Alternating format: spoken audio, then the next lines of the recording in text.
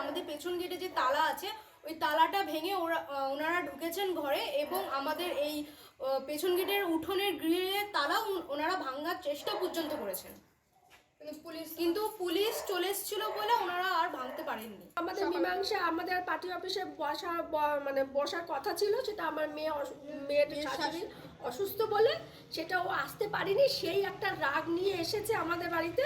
কেন মেয়ে আসেনি আমি এত বুঝিয়ে বলছি, আমার কথাতে কোনো দাম নেই, কিন্তু ওনারা উল্টে বলছে তোমরা কেন আসোনি, আমরা বলছি তা শুনবে না। তারপরে এই তালা ভাঙা নিয়ে কাগজপত্র শো করো, কাগজপত্র দেখাও, লড়াই করছে, তালা ভাঙছে, এই সমস্ত নোংরামি ওরা করে যাচ্ছে। রীতিমতন ভয় দেখাচ্ছে যে এখানে থাকতে দেবে না, বের করে দেবে।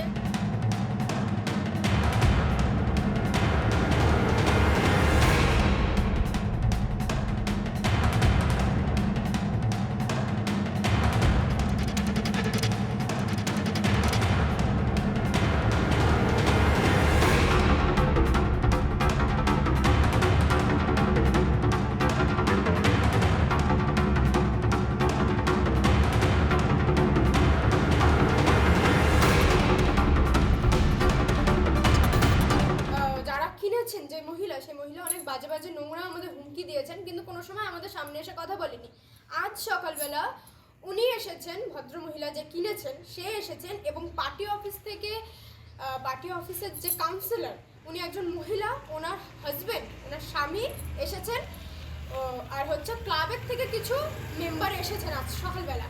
রীতিমতো আমাদেরকে হুমকি দিচ্ছেন বাড়ি থেকে বেরিয়ে যাওয়ার, রীতিমতো হুমকি দিচ্ছে যে এটা ওই মহিলাটার বাড়ি যে মহিলাটা কিনেছেন, কিন্তু সেই মহিলা কি করে কিনতে পারেন? আমাদের এই বাড়ির মধ্যে 3 বছর হলো গত সিভিল কেস করা রয়েছে।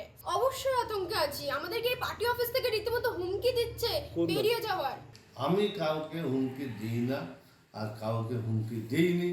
আমি এখনো বলছি, ওরা আমাদের ডিনাই করে, আমাদের অমিট রেখে ওরা কি হাইকোর্টে কে কোন উকিল আছে, শুধু একটাই কথা, আমরা হাইকোর্টে দেখে নেব, হাইকোর্টের উকিল আছে।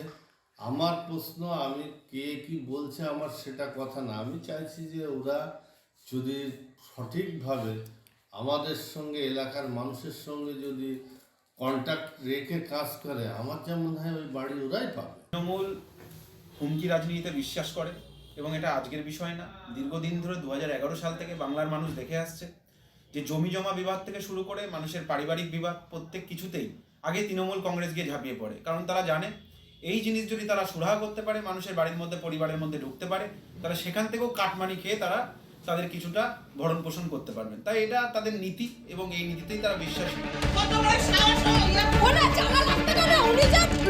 সরকারি করে কিনেছে